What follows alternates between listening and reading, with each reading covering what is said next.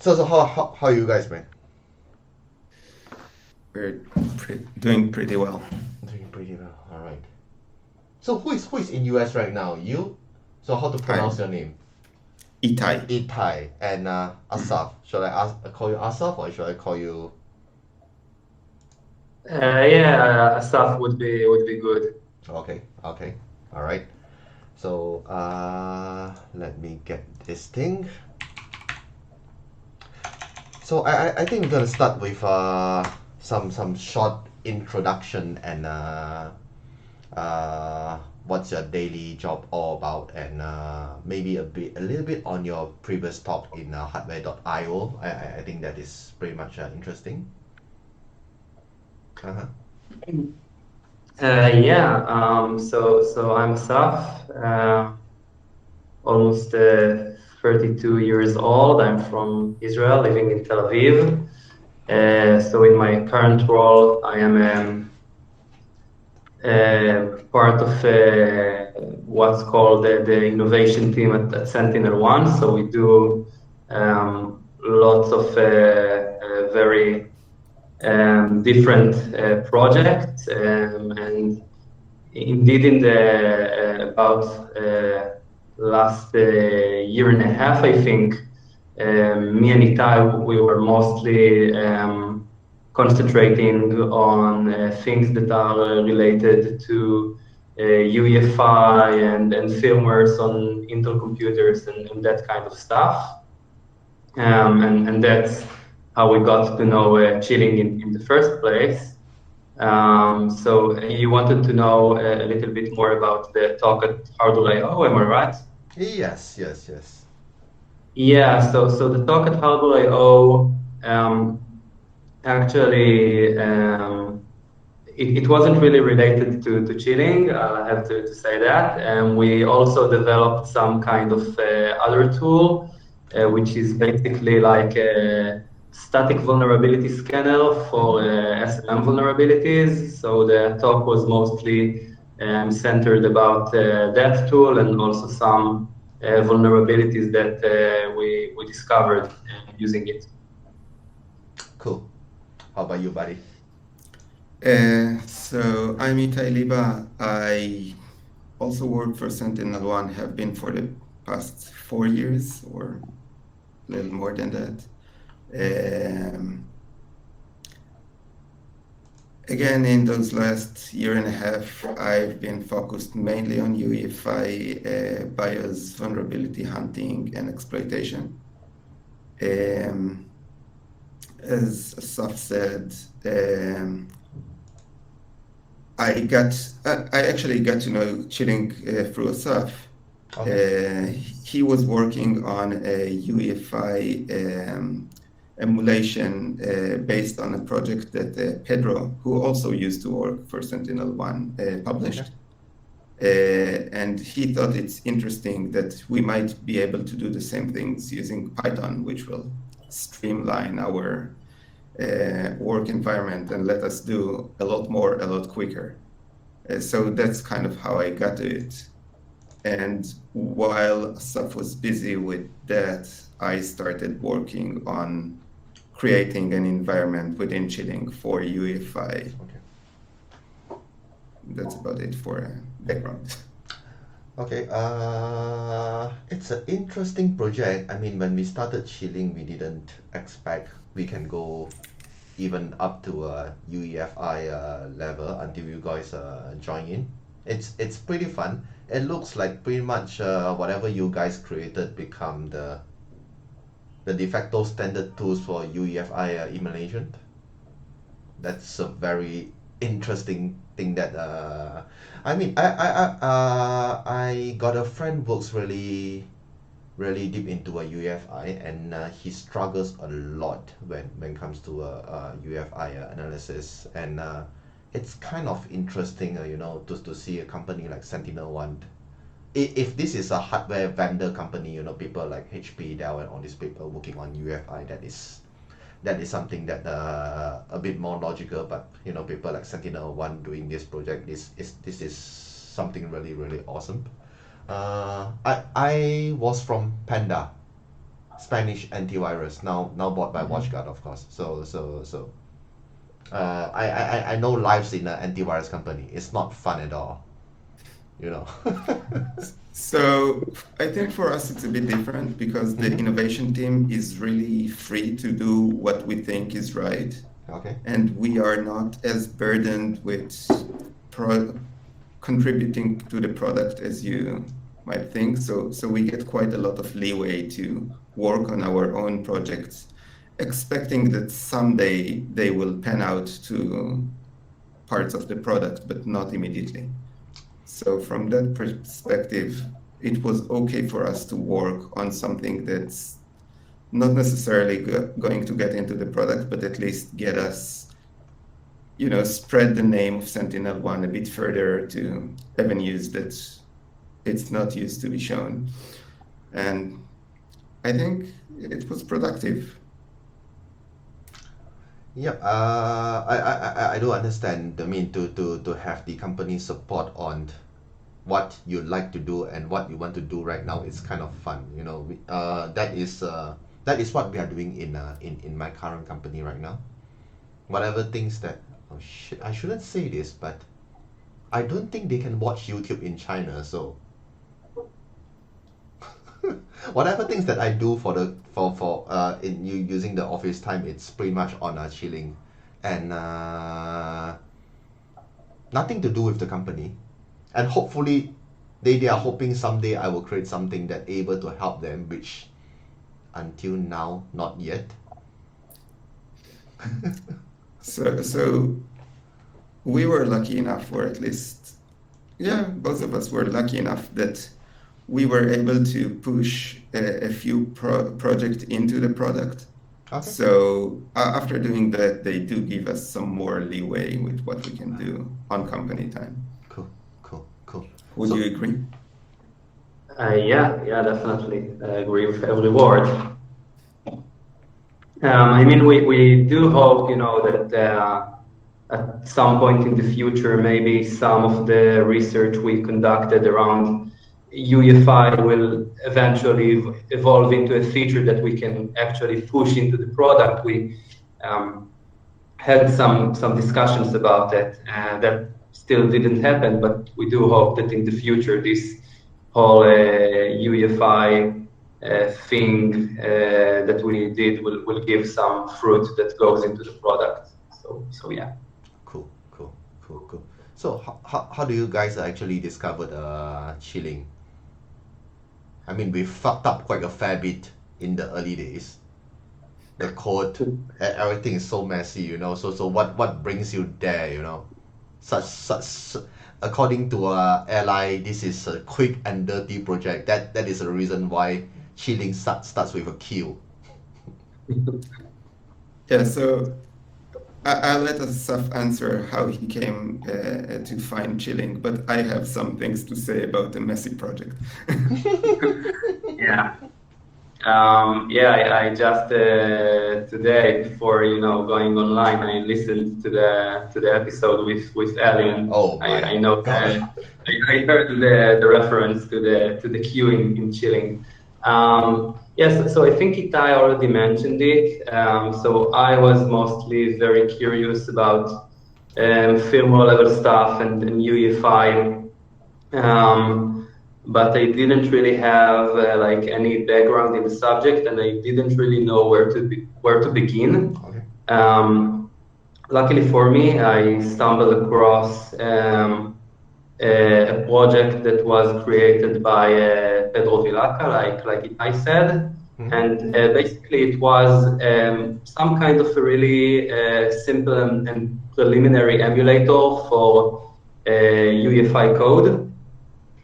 So it was, I think it was created before Qiling was created, and it was based mostly on Unicorn Engine, and that's where I got to know Unicorn Engine in the first place. Okay. So I started playing it with a little bit. Initially, it was written only for Mac OS X, so I ported it into Windows. And then added a bunch of different features to it. And at some point, the development cycle was too slow for me because the whole code was written in C, so we had to compile it every time, and debugging was much harder, and it basically took us a lot of time to push this forward.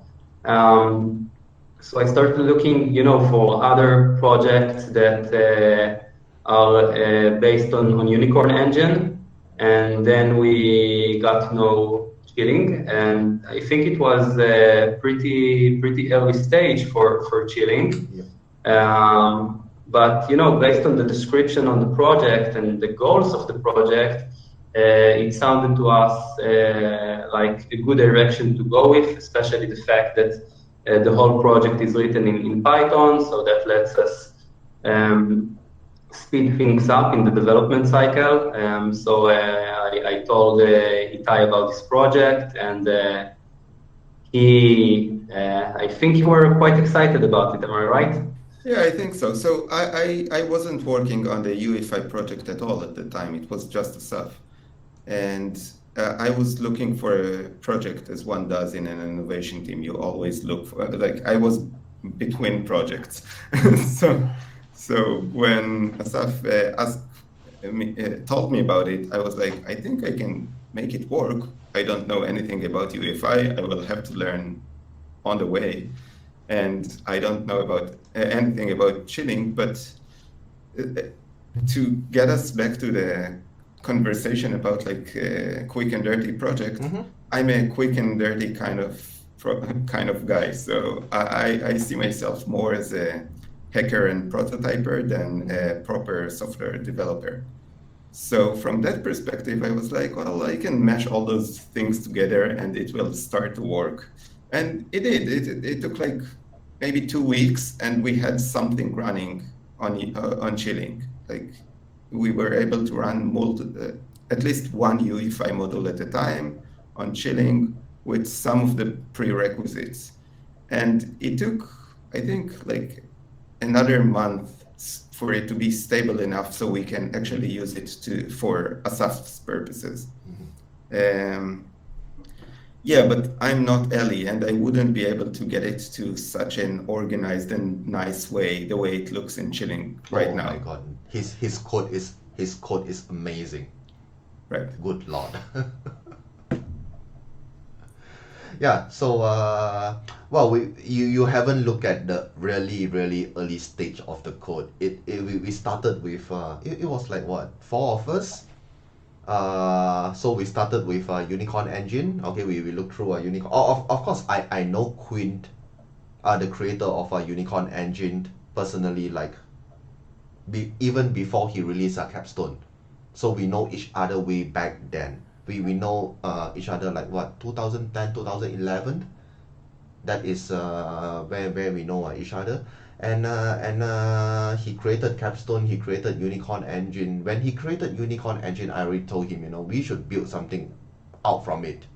And you guys most probably know Unicorn Engine didn't really go alive for a long time. The version, he kind of update the code when he feels like he wants to update it. Nobody maintained Unicorn Engine code base and all these things, until recently the entire Qiling team kind of joined into a Unicorn Engine team. There's no such thing as Unicorn Engine team, Capstone Engine team, and Keystone Engine team. Keystone Engine team, Unicorn Engine team, and Capstone Engine team is one guy. So there's no team. There's only one guy, and that's it. So a few of us decided, we should make that 3 project alive together with Qiling, because Qiling heavily rely on that project. And when we started, we discovered quite a fair bit of bugs, like some ARM code didn't work, some ARM register didn't work, some MIPS register didn't work. And this is how the quick and dirty comes about. Each of us writes an OS. So I wrote Linux, the other guy wrote Windows, and one more guy wrote Mac. And when we have a Hello World running, we only plan to run Hello World, that's it, nothing else. So we write a hello world code, we compile it, and then we wrote the loader, make sure it works, and then together with the libc, together with the kernel extension, together with Windows DLL. When hello world works, that is where we sit down and we were like, how the fuck we can join these three things together? Because we never talk to each other when we write these three codes. Everybody write their own style, and we try to merge it, and the other guy comes in like, okay, now we need to turn this into framework. And Quinn comes in. Quinn was like, okay, I got some idea. So he got a little bit input. We changed a little bit, and then whenever we patch everything up, we did patch everything up, and that is where we release version 1. 0.1 or version 1 or whatever version we call it. 2019 in St. Petersburg, 09. That is where went. Back then during conference RAIL, everybody can go to real conference. Except Hardware IO recently, you went to a proper conference. So you went to India, or it was in Israel, the conference? Hardware. It was in the Netherlands. Okay. All right. Use case. So things that I always wanted to ask. You guys have any very specific use case when using Qiling with the EFI module, or any specific bugs that you guys discovered along the way?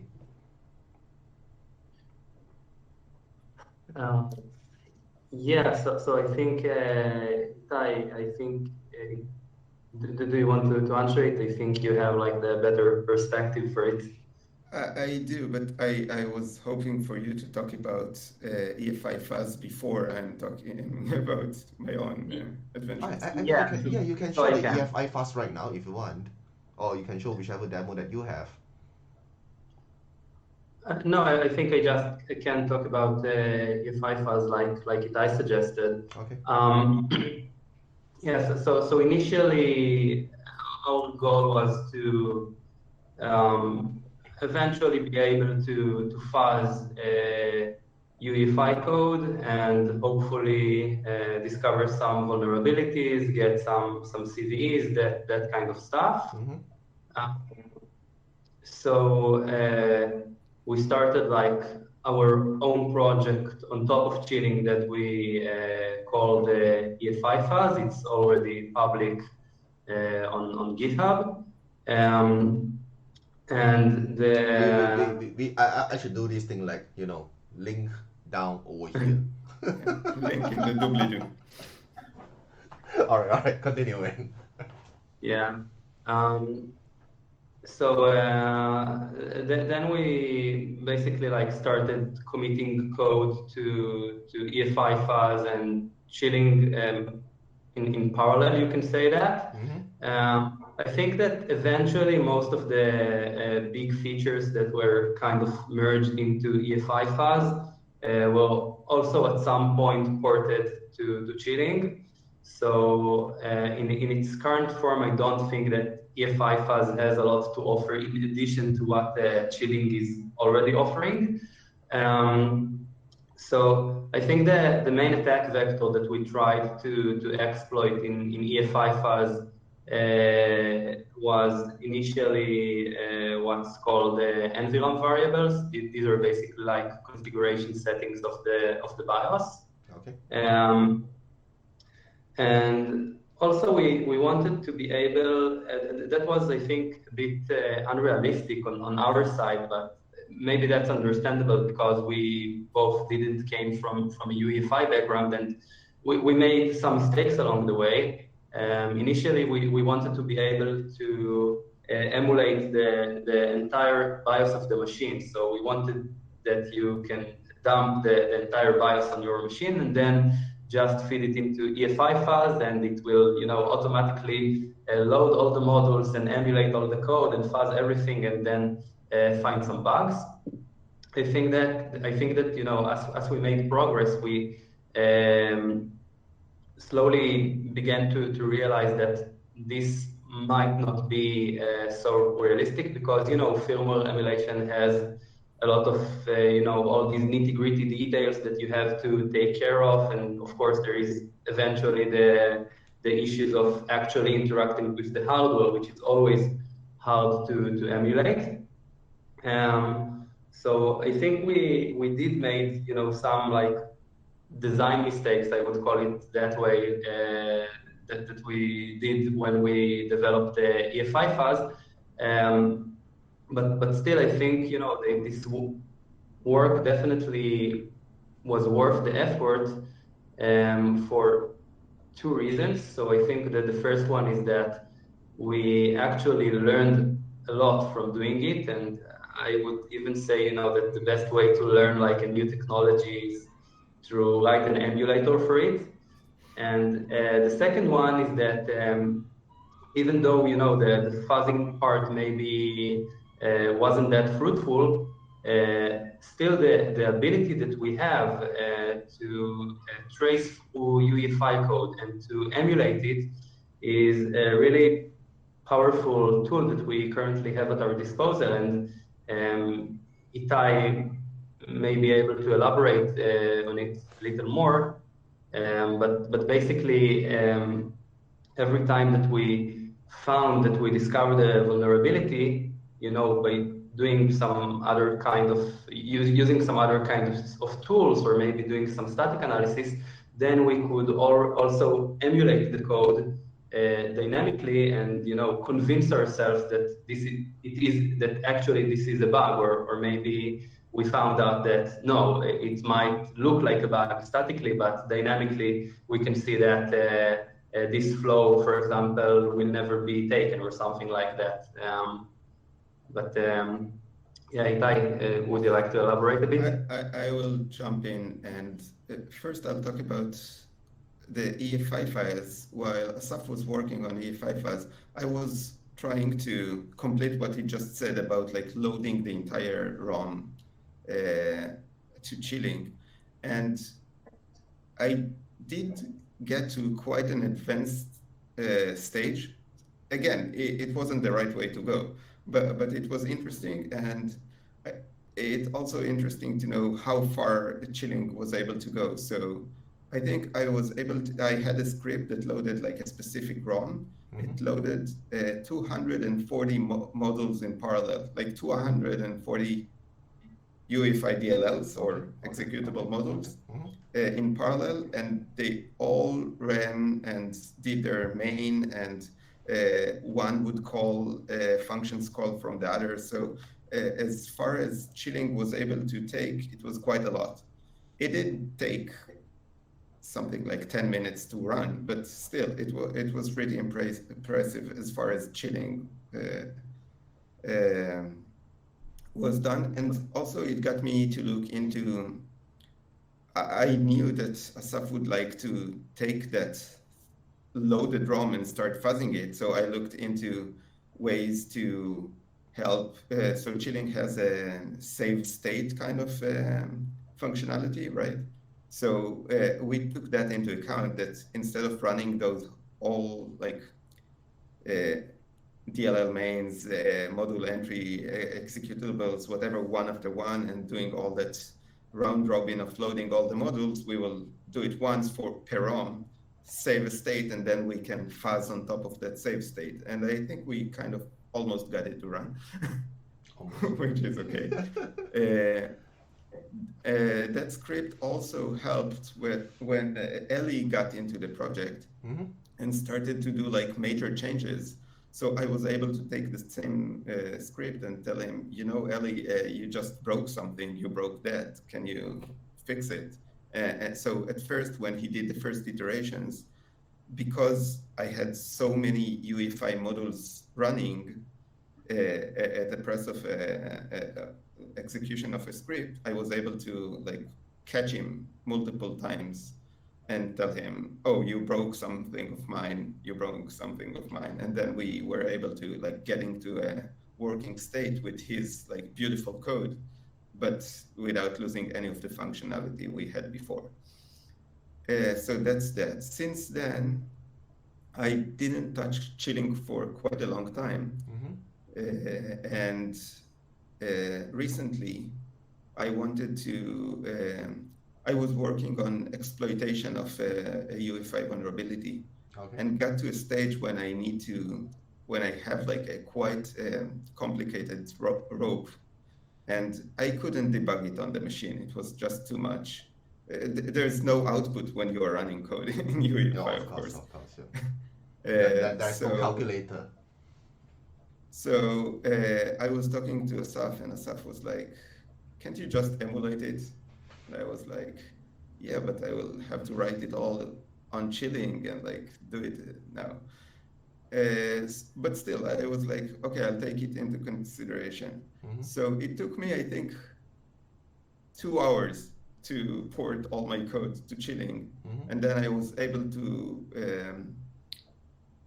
debug the rope even without going into all what we used to do when we try to emulate everything with Chilling.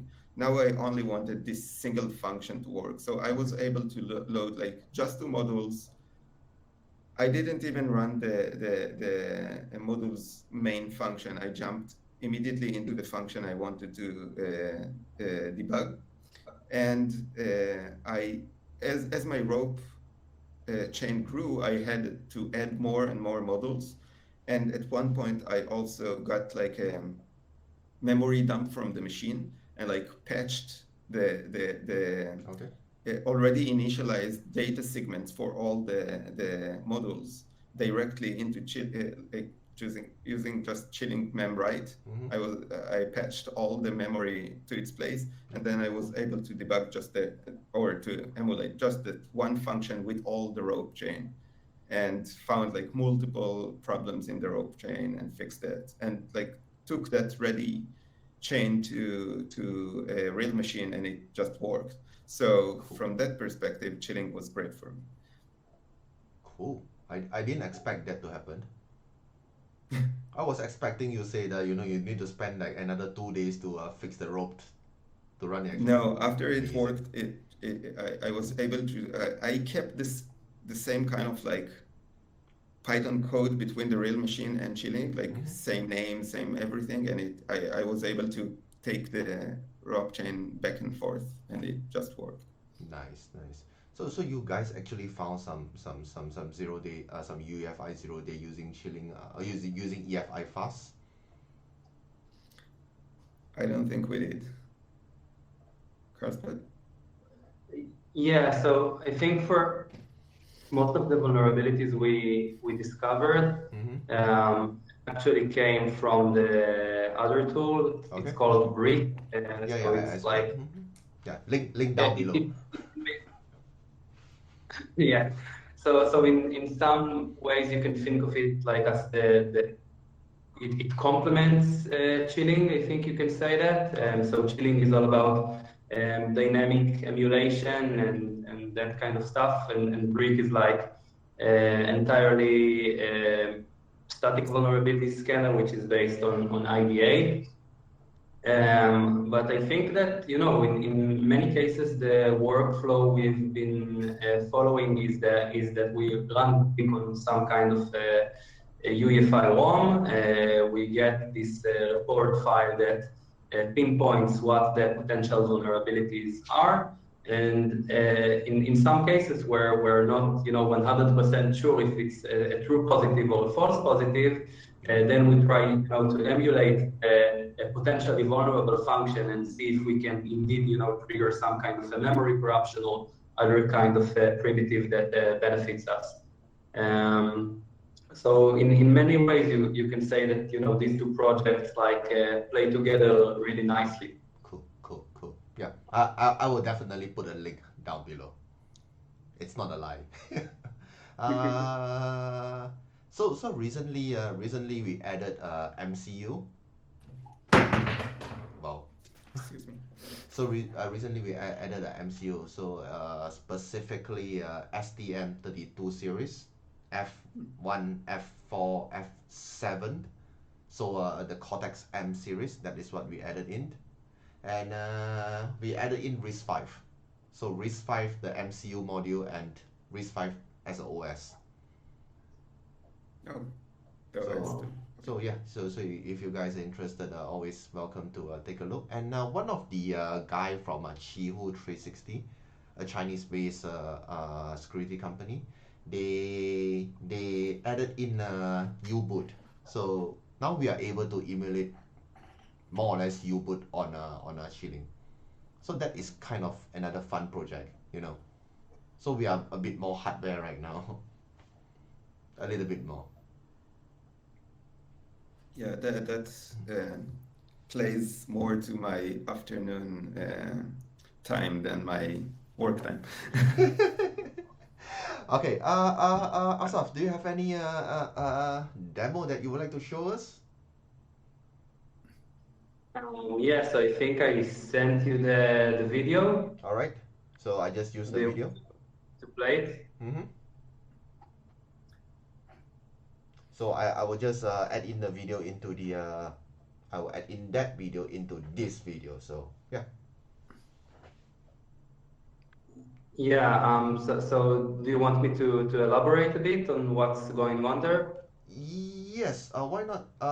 So it's like two video or three video, two video. I Yep. think you So sent the same Yeah. one twice, the right? same one twice. Oh, yeah. It's probably the same one that's been sent twice. Okay, so how do we do this? You want to play the video? Okay, if you play the video, it's gonna be blur, I think. So yeah, you can talk a little bit on the video, and then I will attach into this video later on. Yeah, okay. So basically, I think it's like a common pitfall that you see a lot in UEFI code is that basically the code wants to update the contents of some environment variable. So it first fetches the contents of the variable from NVRAM into some kind of a local stack buffer, and then it does all the modifications, and then the code writes back the modified stack buffer into NVRAM. Okay. But the pitfall is that sometimes the stack buffer is not initialized to anything, so it just holds contents from previous invocations and that kind of stuff. And also that the contents of environment variables can be controlled by attackers that are running with lower privileges than the privileges that the firmware requires. So that means the attacker can trim the variable to make it shorter, and then when the code fetches the variable into the local stack buffer, a large portion of the buffer would still be uninitialized.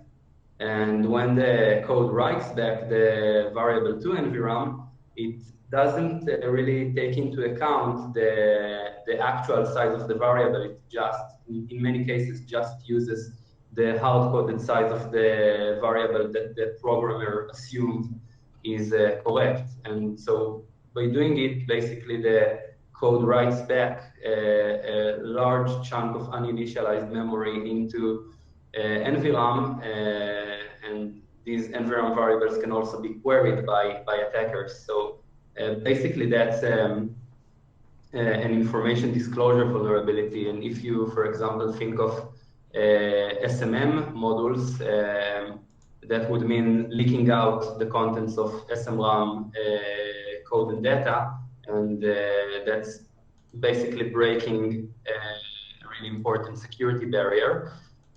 So in the demo that I sent you, we basically use Qiling in order to poison the stack with these canary bytes.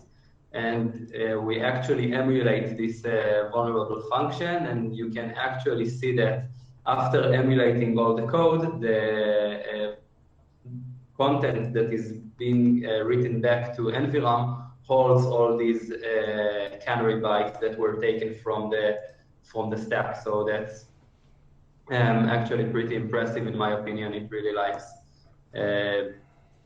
demonstrating the use case of how to exploit this kind of issues. Okay, now we got another issue. I tried to download the video.